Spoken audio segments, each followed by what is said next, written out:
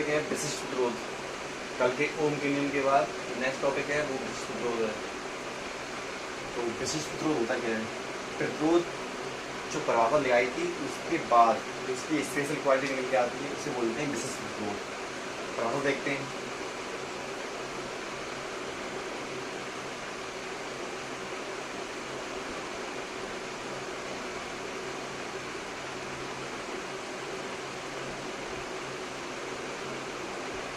किसी चालक के प्रति एकांक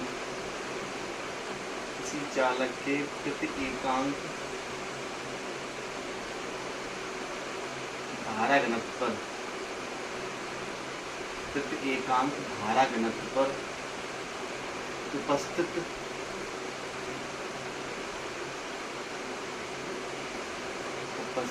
वैद्युत क्षेत्र की तीव्रता या फिर वैद्युत क्षेत्र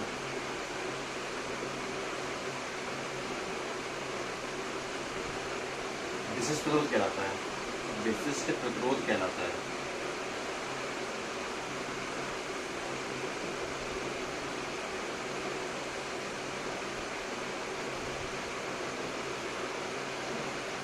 परिभाषा के रूप में देखें तो किसी चालक के प्रति एकांक धारा घनत्व पर, मतलब धारा घनत्व पर जितना वैद्युत क्षेत्र होगा वो उसकी विशिष्ट प्रतिरोध की क्वालिटी बताएगा। तो जैसे परिभाषा के हिसाब से यहाँ पे क्या बनता है, इसे हम रो से प्रदर्शित करते हैं, इसे रो से प्रदर्शित करते हैं।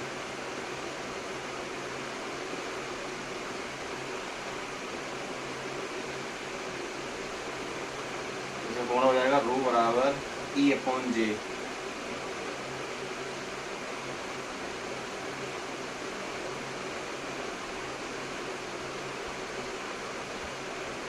रो बराबर E/J। मात्रक और इसकी जो भी निकल के आएंगे वो बाद में देखेंगे। पहले इतना देखते हैं कि विशिष्ट प्रतिरोध एक छोटी परिभाषा के रूप में क्या बना रहा है। किसी चालक के प्रत्येकांक धारा घनत्व पर उपस्थित वैद्युत क्षेत्र, यानी कि वैद्युत क्षेत्र और धारा घनत्व के अनुपात को बोलते हैं विशिष्ट प्रतिरोध। इस फॉर्मूले का यूज बाद में करेंगे।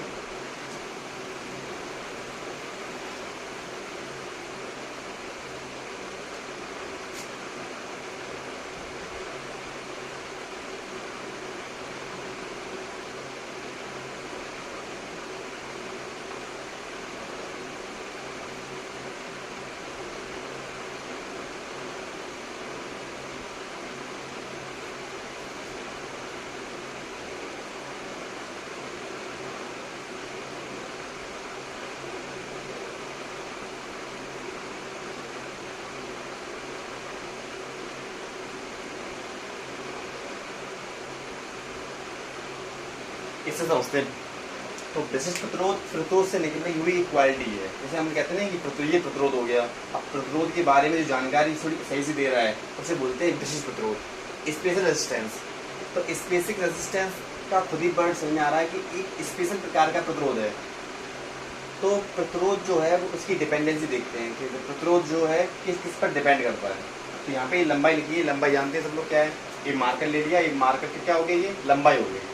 अब आपसे कहा जाए इसका क्षेत्रफल, तो क्षेत्रफल आप लोग जानते हो लंबाई चौड़ाई होती है, लेकिन यहाँ पे लिखा हुआ है अनुप्रस्थ काट का क्षेत्रफल। तो अनुप्रस्थ काट का क्षेत्रफल क्या होता है, ये मार्कर का जो आगे का हिस्सा दिख रहा है, आगे का ये जो आगे का हिस्सा है इतना, इसके पॉइंट से एक सर्किल जा रहा है, मतलब ये सर्किल बन रहा है।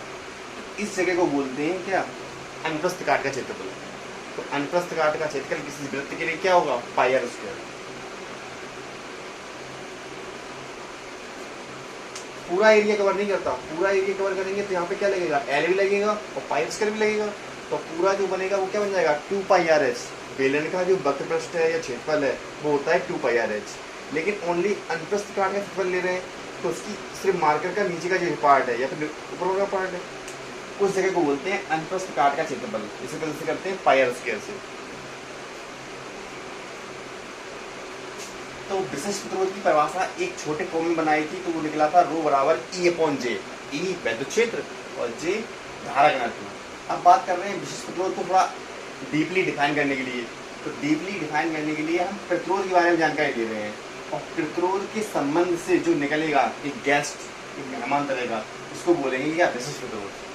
तो चेक करते हैं आर का संबंध एल के साथ और आर का संबंध ए के साथ कैसा है। एक एग्जाम्पल ले रहे हैं, मान लिया एक रास्ता है जिसकी लंबाई है ये लंबाई के लिए यूज कर ले रहे हैं, और एक कोई रास्ता है कि वहाँ पे बहुत बड़ा क्षेत्रफल है। अब आर के बारे में पता लगाने कि आर यहाँ पे क्या करेगा और यहाँ पे क्या करेगा।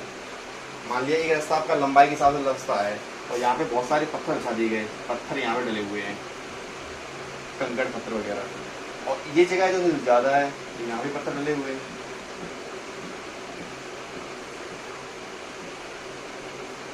ठीक है, इन दोनों रास्तों से पानी को भेजना है। पानी का जो बहाव है वो इस तरह का क्या हो जाएगा, विद्युत धारा। पानी का बहाव क्या होगा, विद्युत धारा। अब ये चेक करना है कौन अच्छी तरह रोक रहा है, ये वाला रास्ता या फिर ये वाला रास्ता। अगर आप लोगों ने पानी यहाँ से डाला तो इसको पानी को थोड़ी कम जगह मिल रही है, मतलब इसे थोड़ा इसकी यहाँ पे रुकावट कैसी हो रही है, अच्छी हो रही है, क्योंकि यहाँ पे पत्थर डले हुए हैं, जगह कम है, तो जगह कम है तो यहाँ पे रुकावट कैसी है, ज़्यादा। आर यहाँ पे कैसा है, ज़्यादा। प्रतिरोध का मतलब होता है किसी चालक के मार्ग में विद्युत धारा का विरोध करना। तो पानी के बहाव को रोक रहा है तो इसमें इसका क्या मतलब हो गया कि यहाँ पे प्रतिरोध कैसा है, ज़्यादा है, इसलिए यहाँ पे आर इज ग्रेटर देन। इस केस में अगर पानी हम उसी पानी को बहाएं तो यहाँ पे कुछ ना कुछ स्पेस मिल जाएगा, वो ये पानी का बहाव क्या होगा, जल्दी निकल जाएगा। तो इस जगह से पानी ज़्यादा जल्दी निकलेगा और इस जगह से पानी कम निकल पाएगा। तो जहाँ पे अच्छी तरह निकल रहा है तो वहाँ पे प्रतिरोध कैसा होगा, कम। कहने की बात है प्रतिरोध है यहाँ पे ज़्यादा जगह में कम यूज हो रहा है और यहाँ पे ज़्यादा यूज हो रहा है। दोनों केसों में समझ में आ रहा है कि दोनों केसों से ये लग रहा है कि आर जो है किसी चालक का प्रतिरोध उस चालक की लंबाई के समानुपाती होता है।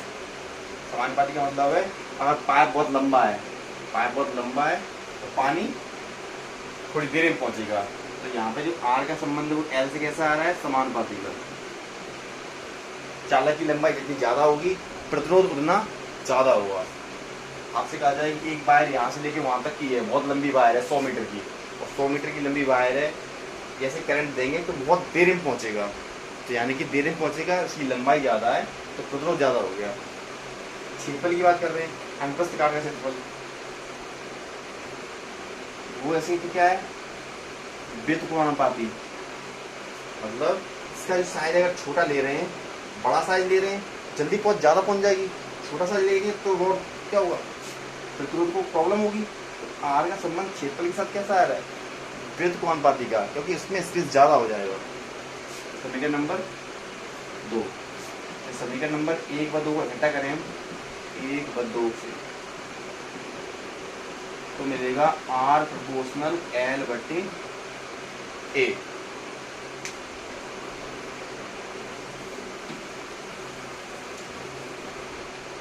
जैसे ये साइन हटाएंगे तो हो जाएगा आर बराबर रो एल बटे ए, जहां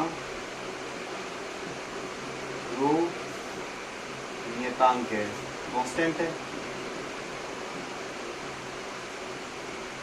जो किससे निकला हुआ है, प्रतिरोध से। और प्रतिरोध से निकले हुए नियतांक को क्या कहेंगे, विशिष्ट प्रतिरोध।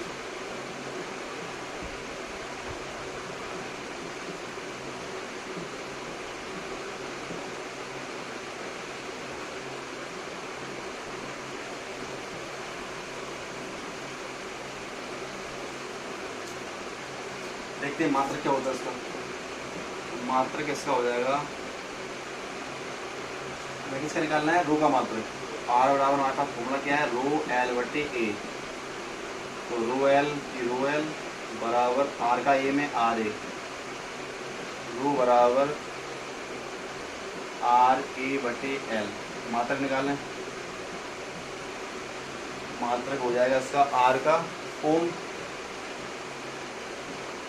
इसका मीटर पावर 2 मीटर स्क्वायर, इसे लंबाई का भी मीटर, एक कैंसिल हो गई, क्या मिला यहाँ पे, ओम इंटू मीटर, ओम मीटर।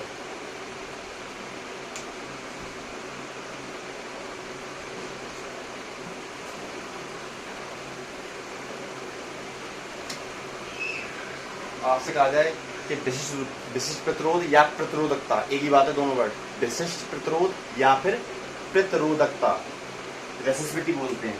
इसकी परिभाषा निकालनी हो दूसरी भाषा में क्या हो जाएगी, आर बराबर रो एल बटे ए। तो यदि आपने एल का मान 1 मीटर, ए का मान 1 मीटर स्क्वायर ले लिया, उस कंडीशन में आर की वैल्यू रो इंटू 1/1, तो रो बराबर क्या आ रहा है यहाँ पे, आर।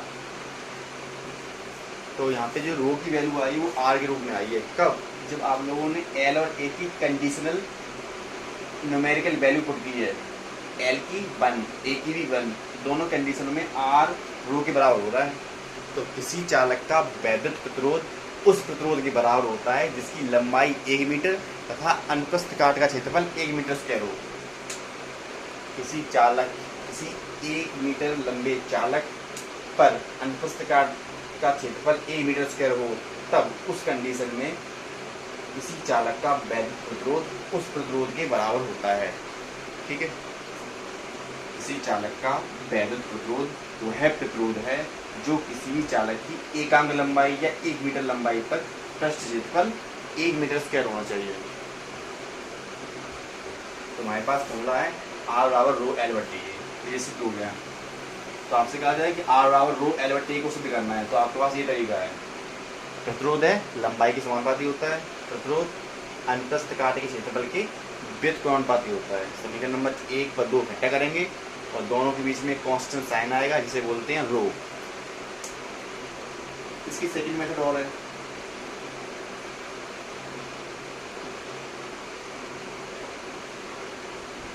आर बराबर रो एल बटे ए। एक तो आपका ये हो गया थ्योरिकल डेरिवेशन, थ्योरिकल डेरिवेशन में आप लोगों ने प्रूव कर दिया। एक आपके पास सेकंड मेथड है,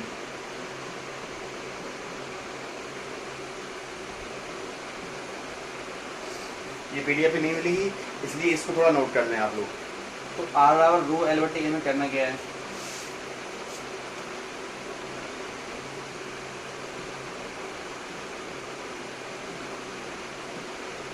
विशिष्ट प्रतिरोध की परिभाषा से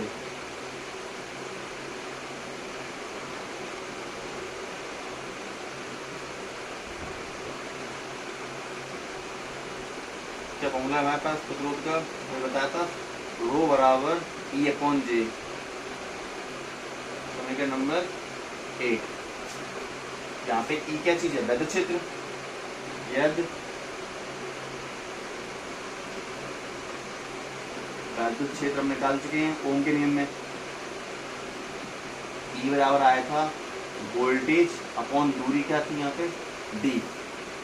वैद्युत क्षेत्र का एक फॉर्मूला ये भी था जब आप लोग बी अपॉन डी, ई बराबर बी अपॉन डी, जब हमने यहाँ पे संधारित्र की धारा को पढ़ाया था। तो संधारित्र के केस में हमने यहाँ पे ध्यान रखना है कि ई बराबर क्या लिया था, बी अपॉन डी। तो वैद्युत क्षेत्र का फॉर्मूला हमारे पास है बी अपॉन डी। धारा घनत्व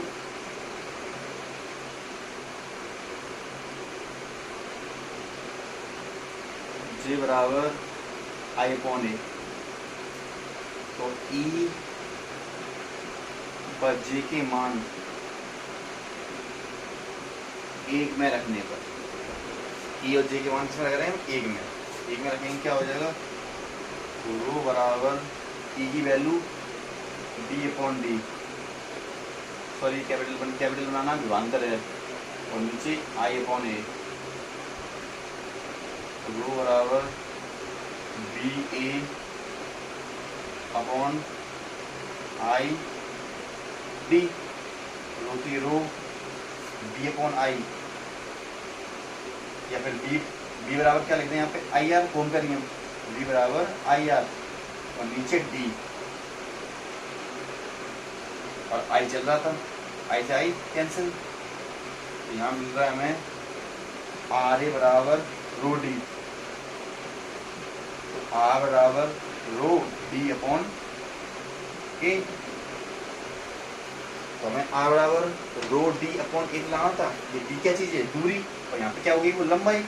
मान लो आप लोग डी में लगा के यहाँ पे रो एल लिख दे रहे हैं। तो दो मेथड है आपके पास, एक तो मेथड ये हो गया और एक आपका हो गया थ्योरिकल डेरिवेशन और ये प्योर डेरिवेशन। तो यहाँ पे आर की वैल्यू रो एल अपॉन ए आ गई।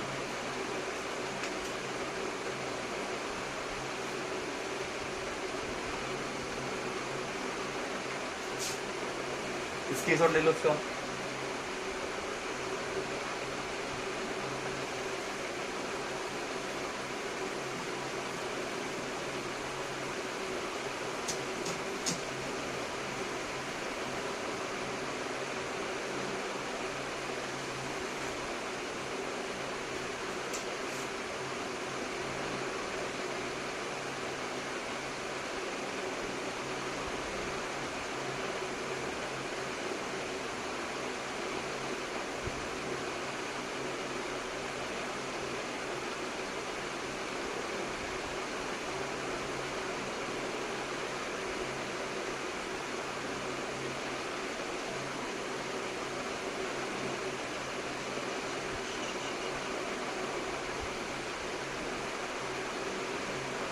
इसके बाद ओम का नियम का सत्यापन करना है, जो उसका प्योर डेरिवेशन से। तो धारा कहना तो अनुगमन वेग को थोड़ा ध्यान से देखें, इस डेरिवेशन से ही उस डेरिवेशन को निकालेंगे। ओम के नियम का सबसे इम्पोर्टेंट टॉपिक है।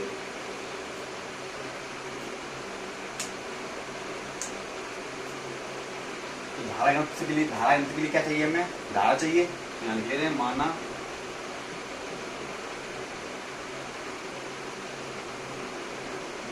चालक में T समय में Q आवेश उपस्थित हो।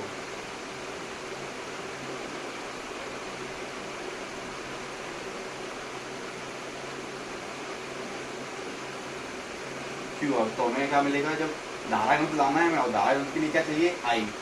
मूला बन जाएगा I बराबर Q अपॉन T। I बराबर Q अपॉन T, या फिर लिखेंगे ऐसे क्या? I बराबर NE अपॉन T।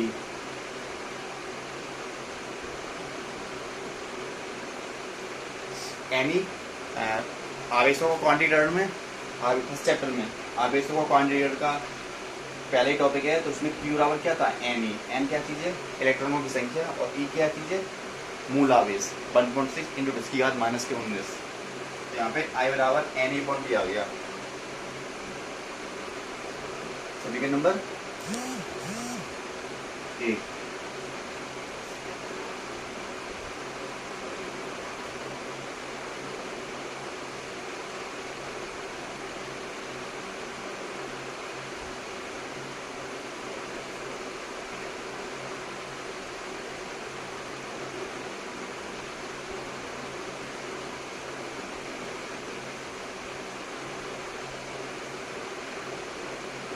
चालक में इलेक्ट्रॉन द्वारा चली गई दूरी। चालक में इलेक्ट्रॉन द्वारा चली गई दूरी।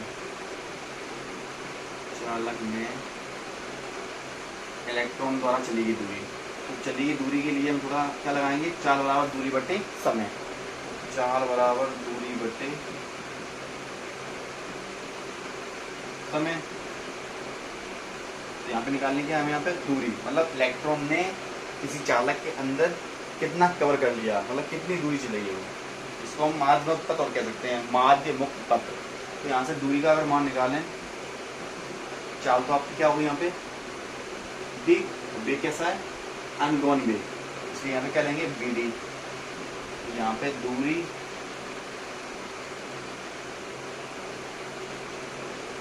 और नीचे समय में क्या ले लें? मान लो T। तो T समय मान चुके हैं यहाँ पे हम। तो दूरी निकल के आ रही है यहाँ पे BD इंटू T।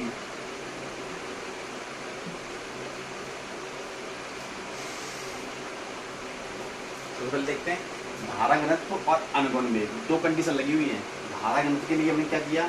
हम पहले धारा पे गए, धारा निकाली कितनी है। तो माना चालक में T समय में Q आवेश उपस्थित है, या फिर डायरेक्ट लिख सकते हैं वैद्युत धारा की परिभाषा से। तो I बराबर Q अपॉन T, Q बराबर क्वांटीकरण NE अपॉन T, समीकरण नंबर 1। अब बात कर रहे हैं वेग की। तो वेग के लिए क्या करेंगे? किसी चालक में इलेक्ट्रॉन का टक्कर लगना, टक्कर लगने से जो दूरी चली है उसके लिए चाल बराबर दूरी बटे समय। चाल BD है, दूरी यहाँ पे दूरी ले रहे हैं, समय यहाँ पे T है। दूरी निकालें यहाँ से तो क्या मिलेगा? BD into T।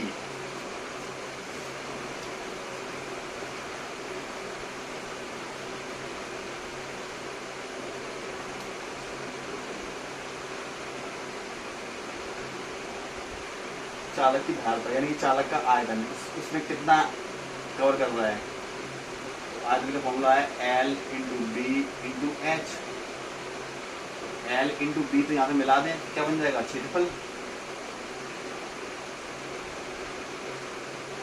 इंटू ये क्या चीज़ है, ऊंचाई। अगर कोई चालक ऐसा है, खड़ा है, तो ये लंबाई ऊंचाई हो जाती है। अगर इसी चालक को हम ऐसा लेटाते हैं तो वो क्या बन जाती है, लंबाई। ऐसे ही ऊंचाई और ऐसे क्या बन जाती है, लंबाई। और आपसे कहा जाए कोई इलेक्ट्रॉन यहाँ से यहाँ तक गया है तो उसने लंबाई के साथ साथ क्या किया, दूरी तय कर ली। दूरी, लंबाई, ऊंचाई तीनों की मात्रक मीटर होते हैं सेम। तो अगर वो खड़ा हुआ है तो ऊंचाई, लेटा हुआ है तो लंबाई, और वो चला हुआ है तो वो क्या हो गई, दूरी। तो यहाँ पर ऊंचाई की जगह पे दूरी यूज कर सकते हैं हम। एन कणों पर मान लिया कणों की संख्या, चालक के अंदर बहुत सारे इलेक्ट्रॉन भरे हुए हैं, पता नहीं, गिनती नहीं है, तो यहाँ पे क्या मान लें, एन कणों पर। तो एन कणों के लिए क्या हो जाएगा, एन क्षेत्रफल तो एक हो चुका है, इंटू दूरी जो आई है वो हमारे पास क्या है, बी डी टी। तो बी डी इंटू टी। तो एन कणों पर जो हमारा आयतन निकल के आया है वो N A into B D T आ गया।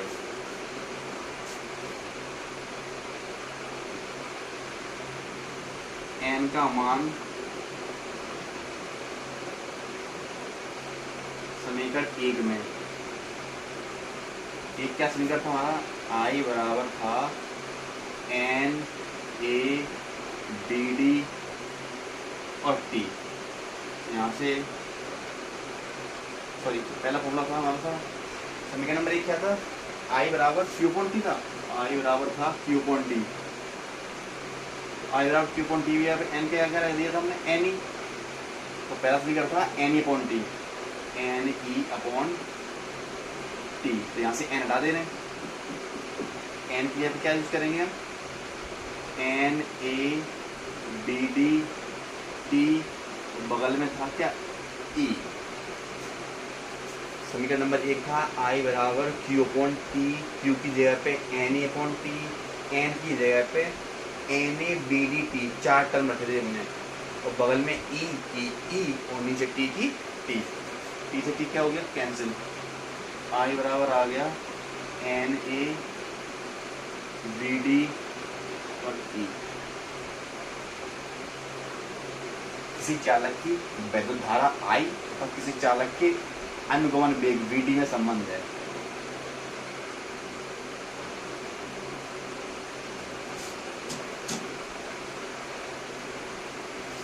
चालक की धारा घनत्व तो इसके अनुगमन वेग क्या हो रहा है, समानुपाती। कब, जब आप लोग एन ए ई को क्या करते हैं, कांस्टेंट कर दें, तब आई समानुपाती हो जाएगा बी डी के। यही से अगर हमको निकालें धारा घनत्व, तो धारा घनत्व हो जाएगा जे बराबर आई अपॉन ए। जे बराबर आई का मान N A B D E upon A, ये से कैंसिल। जी बराबर आ रहा है N A B D E. यहाँ पे वी डी अनुगमन वेग है, वी और डी दो अलग अलग टर्म नहीं है।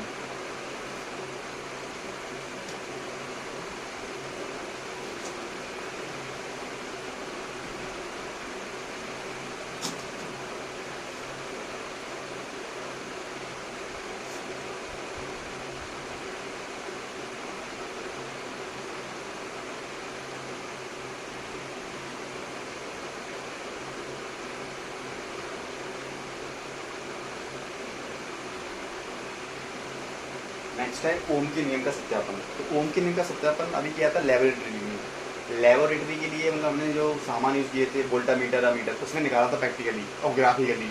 अब हमें ओम के नियम का सत्यापन एज ए अल्टरनेट करना है, मतलब एक सिस्टमेटिक से जैसा होता है। तो ओम के नियम का सत्यापन,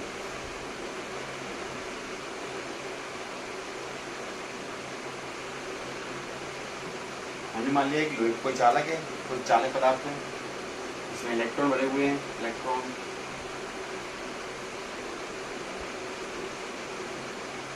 मतलब मुक्त इलेक्ट्रॉनों की संख्या जिसमें ज़्यादा होती है उसे बोलते हैं चालक पदार्थ। इस चालक पदार्थ को किसी हमने क्या कर दिया, कनेक्ट कर दिया। इस लंबाई को मान लिया हमने यहाँ पे कि एल।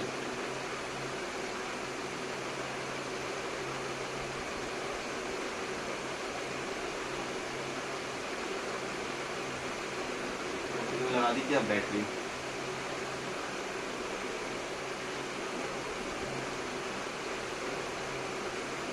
इसका टर्मिनल प्लस, एक तरफ माइनस, बेलदारा आई है, लंबाई आप लोगों ने एल ली है, ठीक है।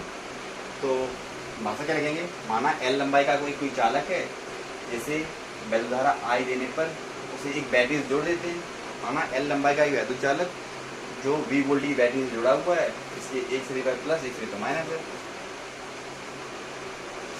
तो यहाँ पे बहुत सारा आवेशों का संग्रह है, तो यहाँ पे जो उत्पन्न हो रहा है क्या बोलेंगे हम, वैद्युत क्षेत्र।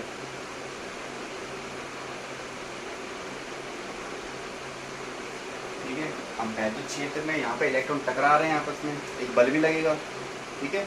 बल क्यों ले रहे हैं, क्योंकि हमें F बराबर जो फॉर्मूला लगाएंगे उस कंडीशन में E की वैल्यू, E जो वैद्युत क्षेत्र है वो यहाँ पे इलेक्ट्रॉनों के कारण एक विस्थापन हो रहा है, और विस्थापन किसके लिए आता है, तो वैद्युत क्षेत्र की परिभाषा लिखते हैं पहले।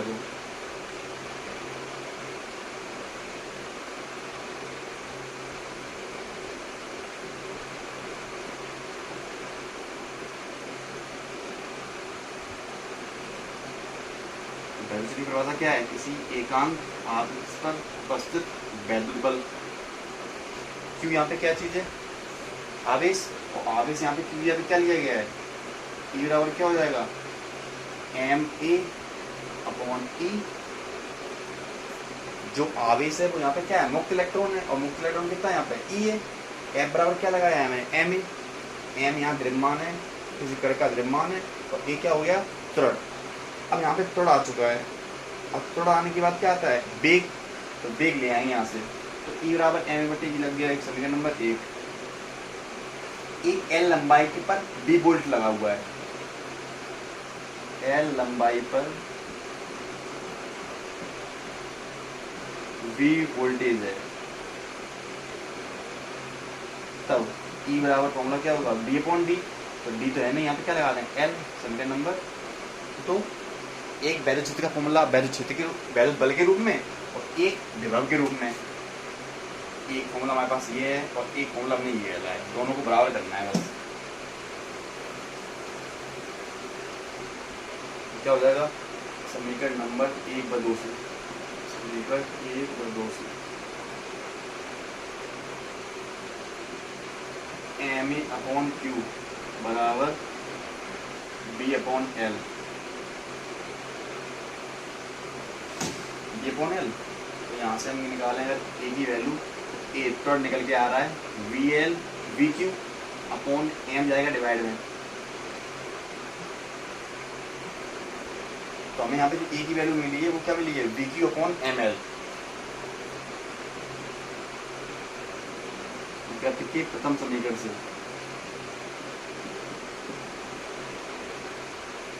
v बराबर u प्लस ए टी।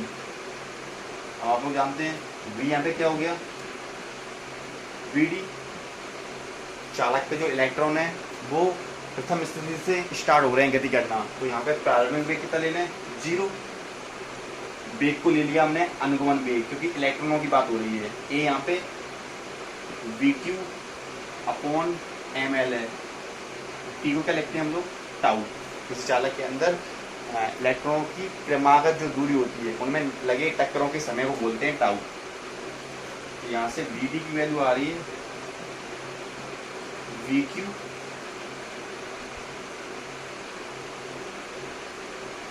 यहाँ पे हम लोगों ने ध्यान रखना है E लिया था या Q ले लो, दोनों चीज एक ही बात है, ध्यान रखना है, इलेक्ट्रॉन आवेश या फिर Q आवेश एक ही बात है जी। यहाँ पे आप लोग E लेना चाह रहे हो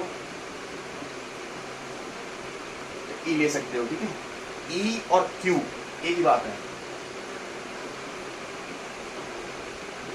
यहाँ मिलेगा हमें VE upon ml into tau. ये E मुक्त आवेश, ये L चालक की लंबाई।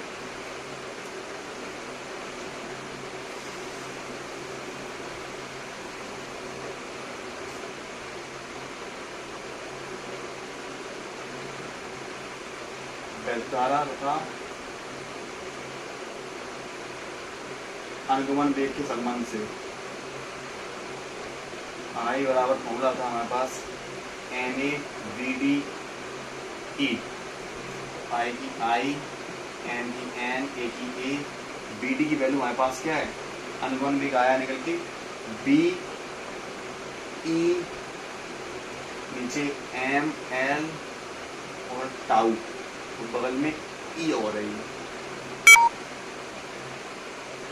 तो यहाँ से आई बराबर मिल जाएगा हमें N A V E square tau upon M L. यहाँ से आप लोग बी का मान निकालें क्या हो जाएगा, बी बराबर आई एम एल और संख्या एन